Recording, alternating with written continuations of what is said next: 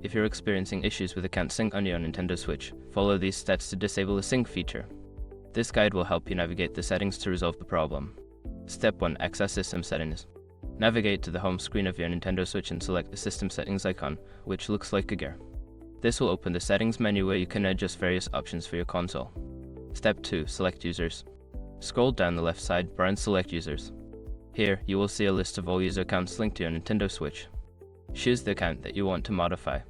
Step 3. Go to User Settings.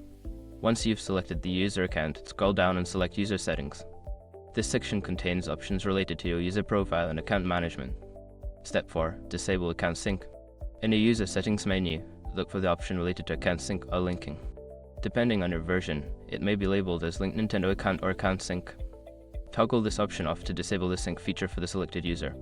Step 5. Confirm changes. After disabling the account sync, make sure to confirm any prompts that appear to save your changes. You may also want to restart your Nintendo Switch to ensure that the settings take effect properly. By following these steps, you should be able to disable the account sync issue on your Nintendo Switch. If problems persist, consider reaching out to Nintendo support for further assistance.